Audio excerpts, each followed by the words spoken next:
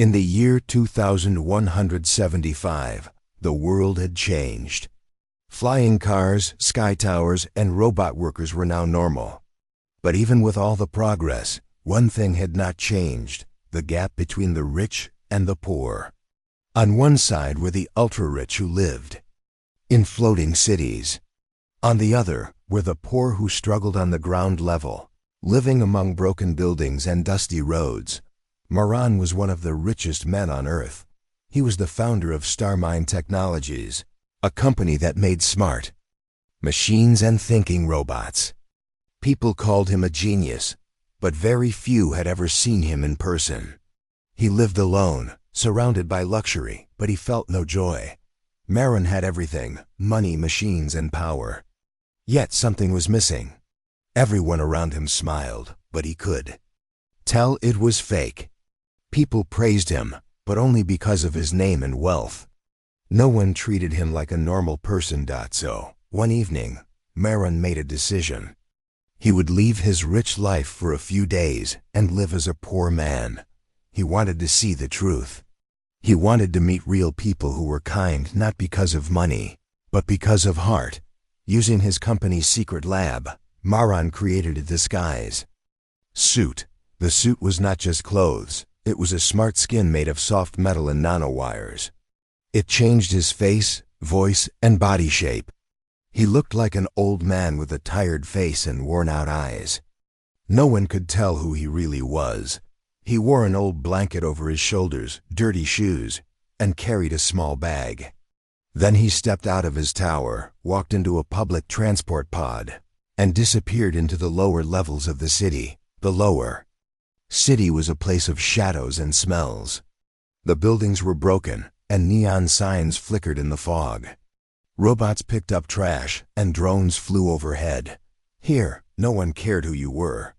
If you didn't have money, you didn't matter. Moran walked through narrow streets until he reached a small cafe called Sunbeam Corner. It was not fancy.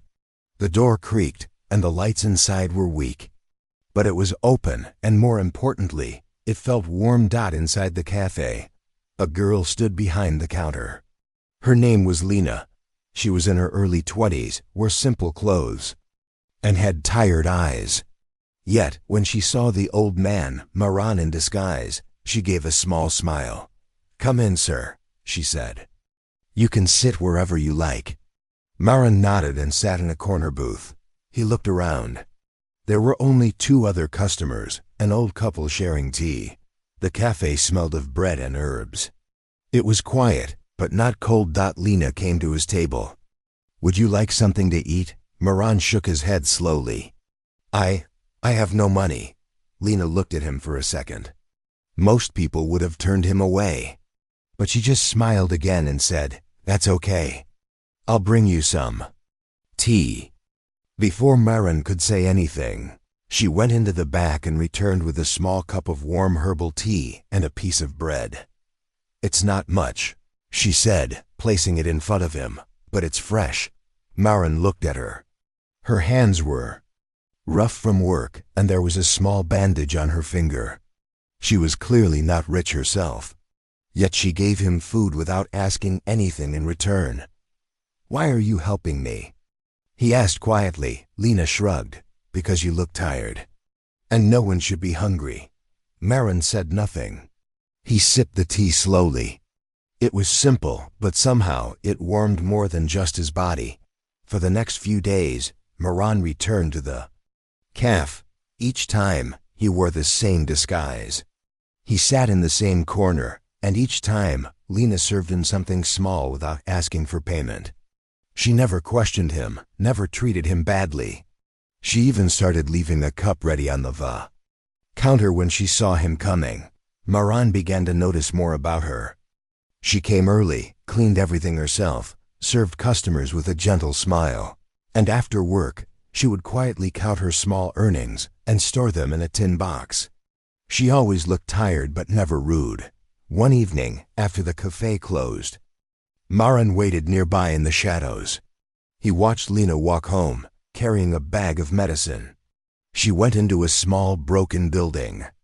Curious, Maran moved closer and saw her helping a young boy into bed. The boy coughed badly. "That's her brother," Maran whispered to himself. "She works all day just to care for him." He felt something shift inside his chest. This girl, poor and struggling, still found the heart to help a man she thought was homeless. In a world full of fake kindness, she was real. Back in his hidden control room that night, Maran sat in silence. He had met leaders, scientists, and rich people who spoke of kindness, but they always wanted something in return. This girl had nothing, and still gave everything she had. His eyes stayed on the small screen that showed the cafe's outside camera. "This world needs more people like her," he said quietly, but the test wasn't over yet. Tomorrow he would push the limits and see just how deep Lena's kindness really went. The next morning, the sky over the lower city was dark with thick clouds. The sun rarely reached the ground level now, blocked by the tall towers above. But inside the little cafe called Sunbeam Corner, a small light still burned, both in the lamps and in Lena's heart. Lena had woken early. She cleaned the counters, brewed the herbal tea, and prepared the bread herself. The cafe didn't make much money, but it was all she had. And even if she had only a little, she believed in sharing it. As she placed cups on the shelf, she looked at the door. She was waiting, not for a rich customer or a food inspector, but for the old man. He had come every day for the past week. He said very little, but his eyes always looked sad and tired. She didn't know his name, where he slept, or what had brought him to this broken part of the city. But she knew he was kind. He never demanded anything, never complained. And somehow she felt he noticed everything around him. At 8:13 a.m., the bell above the cafe door rang. There he was. He walked slowly, wrapped in the same old blanket, carrying the same small bag. His face looked even more tired than before, and his shoes were falling apart. Lena smiled warmly. "Your tea is ready." The old man gave a small nod and sat at his usual corner table. She brought him tea and a piece of warm flatbread. Maran still, in disguise, sat quietly, observing. Every small action Lena did was filled with care. She didn't just hand him food, she placed it gently, with respect, as if he mattered. No one had done that for him in years. Around noon, the cafe grew busy. 2 workers from a nearby factory came in, loud and impatient. A mother entered with her child who kept crying. A drunk man stumbled in, asking for water. Through all of it, Lena stayed calm, kind, and helpful. Maran watched silently. He saw her give free bread to the child, pour water for the drunk man, and still serve all paying customers with the same patience. Later, a teenage boy came in, nervous and cold. He had no money but asked if he could sit for a while. Lena gave him a corner seat and placed a cup of warm tea in front of him. "You don't have to pay," she said. "Just warm up. It's a cold day." The boy looked at her with surprise. "Why are you helping me?" she smiled. "Because someone helped me once too." Maran noted every word. His mind, trained in logic and data, couldn't fully explain it, but his heart was beginning to understand. After the rush, Lena sat behind the counter and rubbed her feet. They were sore from standing all morning. She took out a small photo from her apron pocket. It was of her and her younger brother, Taro, smiling under the sun from a few years ago. Back then, their parents were still alive. Life was hard, but it was happy. Now Taro was sick. The hospital had turned them away because they couldn't pay for treatment. So Lena worked day and night to buy medicine and keep them alive. She didn't complain. She just hoped. Maran saw the photo. He wanted to ask about it, but he couldn't reveal who he really was. Not yet. So he said quietly, "Your kindness, it is rare." Lena looked up, surprised. Kindness shouldn't be rare. It should be normal. Maran's voice trembled slightly. "Even when you have so little, you still give. Why?" Lena thought for a moment. Because if I wait until I have everything, I might never help anyone. But if I help now, even a little, maybe it makes a difference. That evening, when the cafe closed, Lena packed the leftover food into a small box and left quickly. Maren followed from a distance, careful to remain hidden. She walked through narrow alleys, past noisy markets, and reached a quiet building with broken walls. Inside was her tiny home, just one room, a small bed, and a medical machine that hummed softly in the corner. Taro lay in the bed, coughing weakly. His face was pale, and his eyes had dark circles. "I got the medicine," Lena said cheerfully. "And the cafe made enough today for one more week of power." She helped him sit up and gave him a warm drink. Then she placed a wet cloth on his head and checked the old med pod next to the bed. The screen blinked red. System fault. Diagnostics unavailable. Lena sighed. She had tried everything to fix the machine. But the repair services were too expensive, and the city health system had denied her multiple times. Maren stood outside, listening through a signal in his hidden earpiece. His heart tightened. In that moment, he decided to act not as a rich man giving charity, but as a silent helper. That night, when Lena and Taro slept, Maren returned to his tech lab deep beneath the city. From his secret control desk, he accessed the MedPod's code using his neural link. Lines of red code filled his screen. The machine had many problems, but he could fix them remotely, and so the man Lena thought was just a tired beggar silently repaired her brother's MedPod from miles away. The next morning, Lena woke to a surprise that the MedPod screen now blinked. Green, system restored, basic scan available. Tears filled her eyes. I didn't do this," she whispered. She had no idea someone was helping her in the shadows, but Maren knew, and he wasn't done yet. He had seen her heart, and now he wanted to test something deeper. Would her kindness remain strong when real trouble came? The next test would be much harder, and it would come sooner than she expected. 2 days had passed since the MedPod started working again. Every morning, Lena checked the machine in disbelief. It now showed clear scans of her brother Taro's condition. The new screen showed messages like lung infection detected and recommended treatment, level 1 antibiotics. She didn't understand how it happened. She hadn't touched anything, nor had she paid anyone to repair it. But she was thankful. She believed it was a small miracle. Taro looked better already. His coughing had become lighter, and his breathing was stronger. He even smiled again, a smile Lena hadn't seen in weeks. "You fixed it, didn't you?" Taro asked her. She shook her head. "No, maybe someone up there is watching us." Taro pointed upward with a small grin. "Maybe it's one of those rich sky people." Lena laughed, though she didn't believe rich people cared about poor people like her.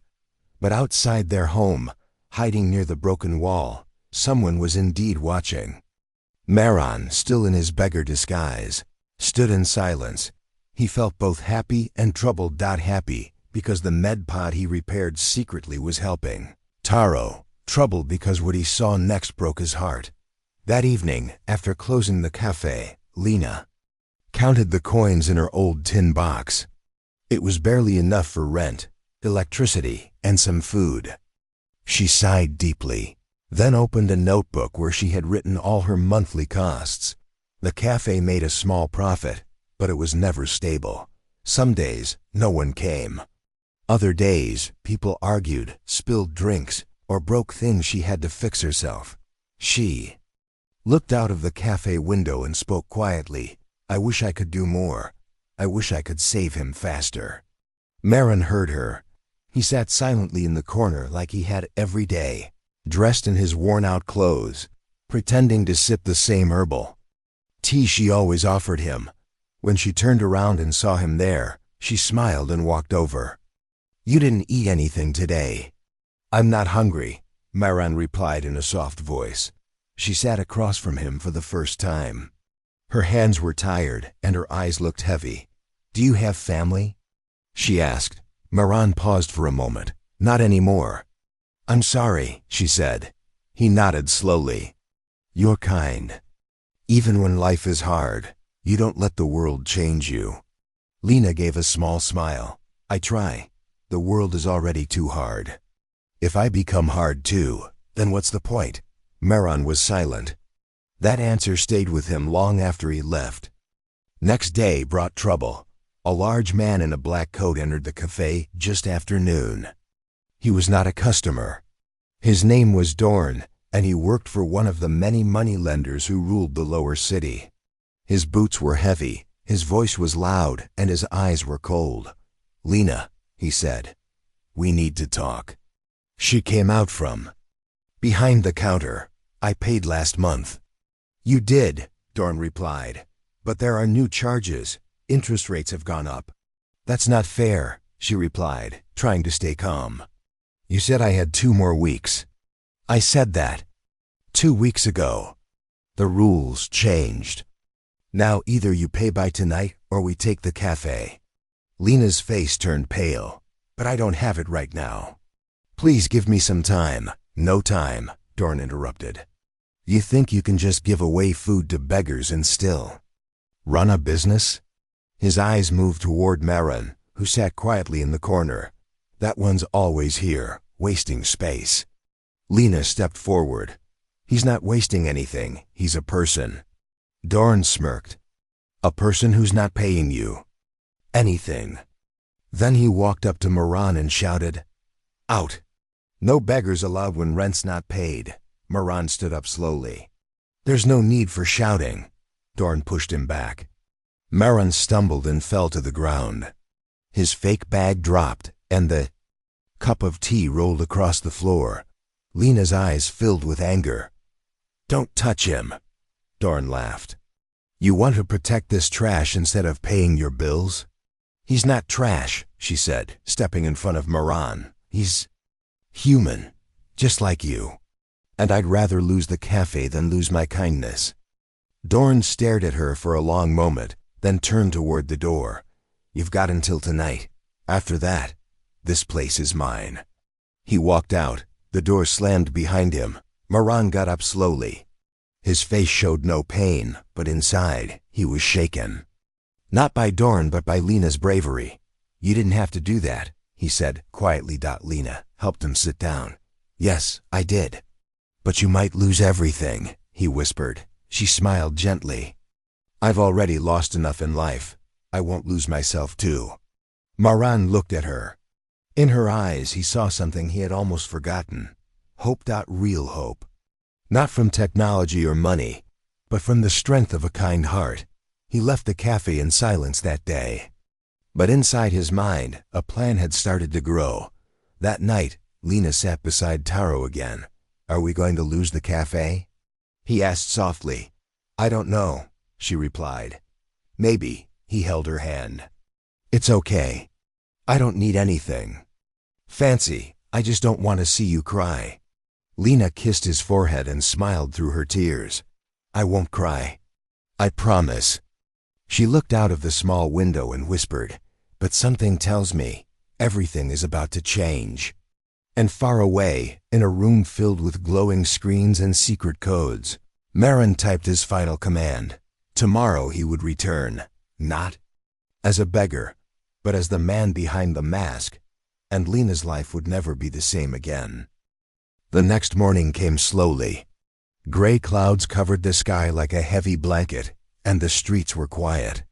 It felt like the city was holding its breath. Inside Sunbeam Corner, Lena opened the door as she did every day. She arranged the tables, wiped the counters, and turned on the soft yellow lights, but her heart was heavy. Dorn had warned her if she didn't pay by tonight, he would take the cafe. She looked around at the little place she had built with her own hands. It wasn't perfect, but it was hers. She remembered her father helping her fix the broken chairs before he passed away. She remembered her mother teaching her how to brew herbal tea with real leaves. This cafe held her memories. Her heart. She took a deep breath and whispered, "Please, not today. Just one more good day." Just then, the bell above the door rang. The old man had arrived again, wrapped in his usual blanket, walking slowly, as if his body was tired, but his soul still strong. Lena smiled weakly. Even now he still came. No matter how broken the world was, he showed up. "Good morning," she greeted gently. "Your tea's coming." He sat in his usual corner without a word, but his eyes were sharper today. Watching everything. By noon, a few regular customers came and went.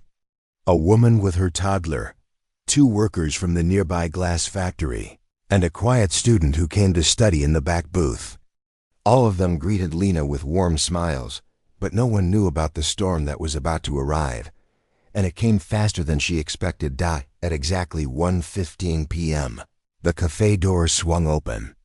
3 men entered, wearing black jackets with sharp logos on the shoulders.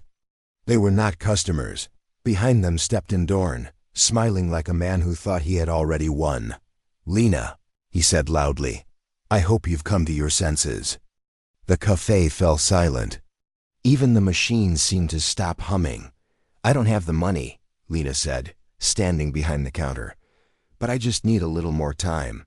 Dorn shook his head. "There is no more time, I warned you. This place belongs to my boss now." He signaled one of his men, who pulled a digital pad from his jacket. "Sign here," Dorn said, "or we take it by force." Lena's hands trembled. Her dream was about to be taken away in front of her eyes. She looked down at the wooden floor. Her father had carved the edge of the counter with tiny stars. Her mother's tea recipe was still pinned to the back wall. Taro's drawings hung near the kitchen door. "I won't sign," she said softly. "What?" Dorn stepped closer. "I said." Lena looked up, her voice firm. "I won't sign." Dorn narrowed his eyes.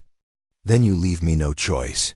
One of the men reached for the cash drawer. Another grabbed the edge of the counter to break it loose. Suddenly, a chair moved. Everyone turned. The old man stood up. His voice was calm but clear. "Leave her alone," Dorn laughed. "You again? What are you going to do, old man? Wave your walking stick at us?" The man took a step forward, but something was different. His back straightened. His voice deepened. His hands, once shaky, now moved with confidence. The blanket fell to the floor. Under it was a simple but clean coat. The skin on his face began to shimmer slightly as if something under it was changing. Lena stared in shock. The disguise peeled away like soft plastic, folding into itself. Gasps echoed around the cafe. Standing before them was not a beggar. It was Maron, the mysterious tech genius, founder of Starmine Technologies, one of the richest men in the world. Dorn stepped back. What is this?" Maron looked straight at him. "It's called the truth." He turned toward Lena. "This woman is kind, she is strong, and this cafe is her heart. I came here to see if real kindness still lives in this world, and I found it in her." He took out a black card from his pocket and placed it on the counter. It glowed softly. The words on it read, "Nova Credit, unlimited access, owner tier, pay whatever she owes," Maron said to Dorn. "Now." Dorn was frozen. Maron looked him in the eye. "Or I'll have your company audited, your licenses revoked, and your drones grounded in less than an hour." The men in black backed away, unsure of what to do. "Go," Maron said. Dorn turned without a word and walked out, defeated. His men followed. The cafe was silent for a long time.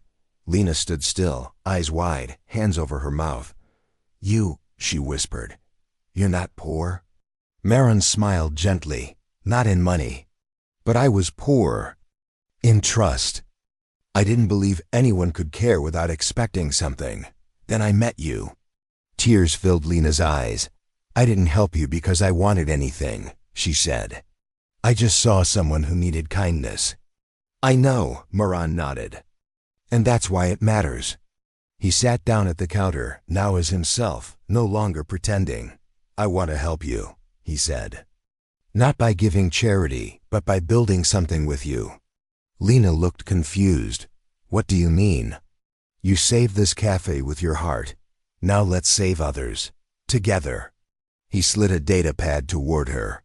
On it was a plan for a project called HopeNet, a network of shelters, food centers, and affordable clinics, all powered by AI and kindness. And you, he added, will be the director. Lena covered her face, trying to stop the tears. Why me? She asked. Maran smiled. Because when no one was watching, you chose to be good. That's real strength. That night, the cafe lights stayed on longer than usual. People from the neighborhood came in, curious and amazed. Some just stared. Others clapped. But Lena stood beside Maran, proud and peaceful. She hadn't lost the CAFE acute. She had gained a mission, and the world had just begun to change. For days, the lower city buzzed with one name. Maran. News spread like fire. The richest man on earth had walked the dusty streets in disguise. He had sat with the poor, drank tea in a broken cafe, and revealed himself in front of shocked eyes. But even more surprising than the truth was what he had done next. Maran didn't just stop Dorn from taking the cafe. He gave Lena a chance that few in the city ever received. A future. The next morning, Lena stood in front of her cafe looking up at the new sign above the door. It still said Sunbeam Corner, but underneath it was something new. In partnership with StarMind, Community First Program. She was still trying to believe it. Her cafe had not only been saved, it had been upgraded. The chairs had been repaired, the old walls freshly painted, and the kitchen now had a smart assistant that responded to voice commands. The floors were cleaned by a silent floorbot, and the back storeroom had a small medical scanner unit gifted by Maran. But it wasn't just about machines or paint. The heart of the cafe was still hers. Later that day, Maran returned, not in a flying car or with cameras, but walking quietly like always. He didn't bring any guards, just a small digital folder in his hand. Lena greeted him warmly. Good to see you again. You too, he replied. I brought the plans. They sat together at the back table, where Maran showed her the layout of something called HopeNet. It's simple, he explained. We open small centers like this, cafe places that serve food, offer basic health checks, and give shelter to those in need. And you want me to help with that? Lena asked, still unsure. No, Maran said with a kind smile. I want you to lead it. Lena's eyes widened. But I'm not educated. I don't know big business words. I've never even left this district. That's exactly why you should lead, Maran said. You understand what people here need. You've lived it. And people trust you. Lena looked down at her hands. They were still rough from years of work. But I'm just a waitress. Maran gently pushed the folder toward her. Not anymore. You're a leader now. In the weeks that followed, things began to change. First, Maran sent a team of quiet, respectful engineers. They didn't wear suits or speak with cold voices. They listened. They asked questions. They worked beside locals to build the first HopeNet Center right next to the cafe. It had a free food counter, a sleep area for children, and a clean room with AI medical scanners that didn't ask for payment. Volunteers from the area began to help, inspired by Lena's story. Lena had never given a speech in her life, but now she stood in front of her community and said words that came straight from her heart. This is not charity. This is a second chance, not just for me but for all of us. Meanwhile, Maran returned quietly to his private tower in the sky. But something inside him had changed. He no longer felt alone. He kept watching Lena's progress from his high-tech command room. Every time she helped someone, every time a child smiled or a mother found shelter, Maran felt like a piece of his own broken heart was healing. He had spent years surrounded by robots and wealth, but in a single act of kindness, Lena had given him something money couldn't buy: meaning. One night, as the cafe lights dimmed, Lena sat with her brother Taro, now healthy enough to walk and talk without coughing. He looked around at the busy HopeNet Center. "All of this started because you gave tea to a stranger?" Lena smiled. "Not just tea, I gave respect." Taro looked thoughtful. "And he gave everything back." She nodded. "Sometimes the smallest kindness brings the biggest change." Then, she looked up at the stars barely visible between the buildings. Somewhere up there, she knew Moran was still watching. But not everyone was happy. In a different part of the city, inside a dark room filled with angry faces, Dorn sat with a group of business owners and corrupt lenders. They were furious. "This woman and her friend ruined everything," Dorn shouted. "People are refusing to pay our fees. They say HopeNet will help them instead." Another man growled, "We have to stop this before it spreads." They made a decision that night. HopeNet was becoming a symbol, and they were going to destroy it before kindness took away their power. Back at the cafe, Lena had no idea that danger was coming. She continued her work with joy, helping an old man get new shoes, finding a lost girl's family, giving hot soup to a factory worker who had fainted. Moran visited again, bringing her a small badge with her name engraved. Lena, HopeNet director. She held it like it was gold.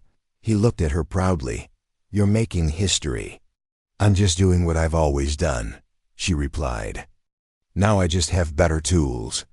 He smiled. "The world needs more people like you." But deep in the shadows, Dorn and his men were watching. And they weren't done yet. They had a plan, a cruel one, and it would test not just Lena's strength, but the strength of everything she believed in. The city slept under a pale silver moon. But not everyone rested. Inside a quiet warehouse at the edge of the industrial zone, Dorn stood in front of a group of angry men. These were not ordinary people. They were loan sharks, black market traders, and corrupt business owners who had ruled the lower streets for years. "She took everything from us," Dorn growled. "One small cafe, one poor waitress, and now people walk past us like we don't matter." One man slammed his fist on the table. "HopeNet is stealing all our business. No one is afraid anymore. No one is paying." Dorn's eyes burned. "With hate, that's why we destroy her. Not just the cafe, but her name, her image, her spirit." Another man asked, "How?" Dorn smirked. "We'll use what she cares about most against her." The next morning, Lena arrived at the cafe early. The HopeNet Center beside it was already active. Volunteers were helping elderly people with checkups. Children were lining up for breakfast, and a young man played soft music on a digital flute. Lena looked around with pride. Things had changed faster than she ever imagined. The place that once held only sadness now bloomed with light, laughter, and purpose. Just then, Taro came running from the back room. "Lena," he said breathlessly, "you have to see this." She followed him to the cafe entrance. A crowd had gathered around a large screen outside the nearby info board. News was playing. A serious-looking newsreader spoke. "Breaking report. New evidence suggests that the leader of HopeNet, Lena, has used illegal funds from a criminal organization. Sources say the HopeNet project may be a cover for underground activity. Investigators are looking into it." Lena's heart dropped. "What?" she whispered. "That's not true." More people gathered. Some shook their heads. Others began whispering, "She took money from criminals? She tricked us? Is this place even real help?" Lena stepped forward. "This is a lie. I've never taken illegal money. I've only ever wanted to help." But doubt had already started to spread. By afternoon, 2 inspectors arrived from the city governance department. They had sharp eyes and scanned everything, from her receipts to her cafe's payment records. They even questioned her volunteers. Lena stayed calm, but inside she was shaking. She had done nothing wrong, but she didn't know how to prove it. Taro stood beside her. "Why would someone do this to us?" Lena closed her eyes. "Someone "Who wants to see us fall?" She didn't say Dorn's name, but she knew Dot in his high tower. Marin watched the news feeds on multiple screens. He had seen the false report. His fingers flew across a digital keyboard as he checked every data leak, every hacked file. This was planted, he said to himself. Someone wants to ruin her name. He pressed a button. A team of AI investigators activated immediately. Drones, sensors, and cyber units were deployed. If someone had framed Lena, he would find them and fast. Back at the cafe, things were getting worse. That evening, a brick was thrown through the window. Lena and Taro ran to the door. A message was written on the brick in red marker. "Liar." Lena picked it up with trembling hands. The same cafe she had protected with love was now being turned against her. Just then, a voice spoke behind her. "You should close this place down." It was Dorn, standing in the shadows with a cruel smile. "I told you kindness doesn't win," he said. "People love you when it's easy, but the moment things go wrong, they'll turn on you." Lena stared at him. "You did this." He didn't deny it. "No one will believe you now. Step down, give up HopeNet, and walk away." "I won't," she said quietly. "Even if the whole city doubts me, I won't stop helping." Dorn laughed. "Then prepare to fall." He disappeared into the dark, leaving her alone in the broken cafe. But Lena didn't give up. She stood up taller than before. She gathered her volunteers the next morning. "Listen," she said, her voice steady.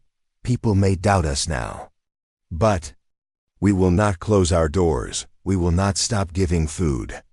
We will not stop caring." Some nodded. Some cried, but all of them stayed. The HopeNet Center remained open. Meanwhile, Maran's AI team cracked the source of the false news.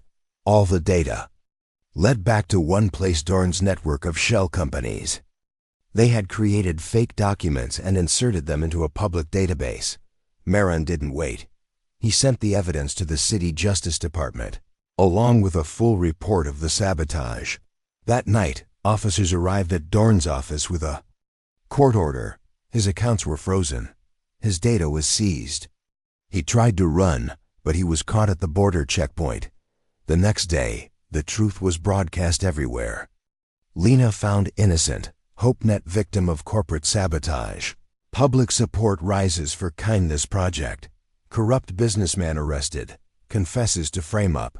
Plot: people return to the cafe with flowers and hugs. Children drew pictures of Lena as a hero.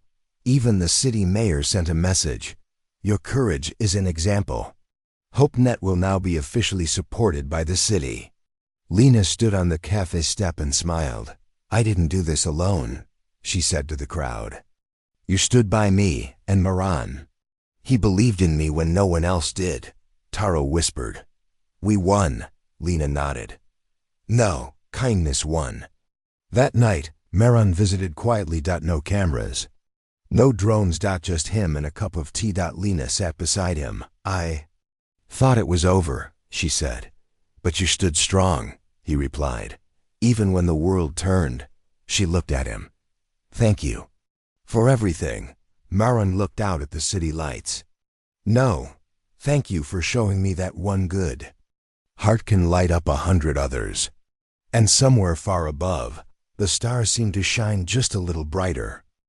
It had been 6 months since the false news and Dorn's arrest. The city was different now. The wind still carried dust through the old alleys, but the air felt lighter, filled with hope. Lena's cafe had become more than just a place to eat. It was now the main center of HopeNet, a growing movement that brought people together, rich or poor, strong or weak, human or machine. Every day, new faces entered, and every night, stories of kindness were shared. The walls inside the cafe were covered with photos: smiling children, saved patients, clean water projects, and community gardens. Lena stood in the middle of it all, watching people laugh, learn, and grow. Her brother, Taro, now healthy and strong, worked beside her. He was helping with the HopeNet youth program, teaching poor children how to read, write, and dream big. 1. Morning. A message arrived. It was from the United Council of Earth Colonies. They had heard about HopeNet's work through Moran and others. They wanted Lena to speak at the Interplanetary Ethics Conference, a global event where leaders from Earth and space came together to talk about future laws, human rights, and AI ethics. Lena was surprised. Me? I'm just a cafe waitress, she said. But Moran smiled gently. No, Lena, you're a symbol now. People listen to those who live by truth, not just those who wear suits. Taro added, you always believed in helping people without asking anything back. That's real leadership. Lena thought for a moment. Then she said, all right, I'll go. Not for me, but for every person who's been stepped on, ignored, or forgotten. The day of the conference arrived. It was held in Sky Tower 1, a giant structure floating above the clouds. Delegates from all over the world and distant colonies sat in a circular glass hall.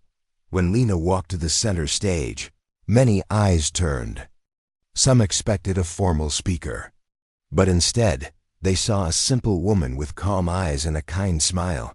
She began, I come from a small cafe in a forgotten part of the city. I'm not rich, I'm not powerful, but I have seen how even a warm meal or a kind word can change someone's life. We talk about AI, machines, and progress, but what about heart? What about fairness and respect? In my world, kindness was treated like weakness. But it is not weakness, it is the strongest force we have. The room was silent. No one clapped at first. Then slowly.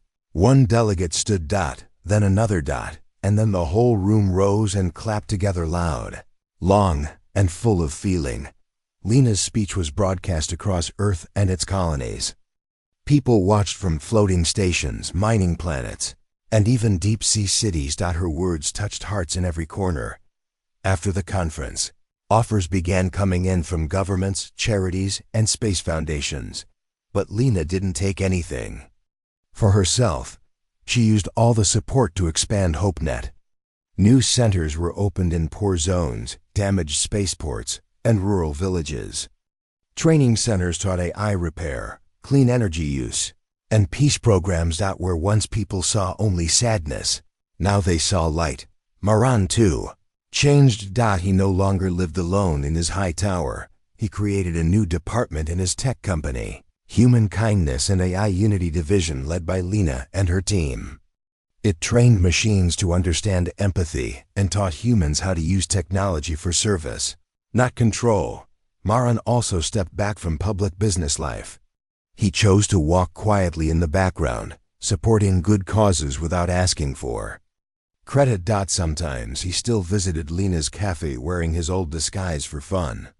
Lena always recognized him but played along. She would smile and say, tea for our special guest? And Moran would nod, sitting quietly in the corner, watching life unfold with joy in his heart. Years passed. HopeNet became a worldwide force for good. Children who once begged for food now became teachers, builders, and dreamers. People began saying, if one cafe waitress could change the world, what can I do? That was Lena's real victory, not in speeches or awards, but in hearts that woke up. One day, a young girl named Mila entered the cafe. She was small, with bright eyes and worn clothes. Lena walked over. Are you hungry? Mila nodded. Lena brought her warm soup and bread. Don't worry, she said. You're safe here. Mila looked around. Is this really the place where it all started? Lena nodded softly. Yes, but more important, it's where things still begin. Mila smiled.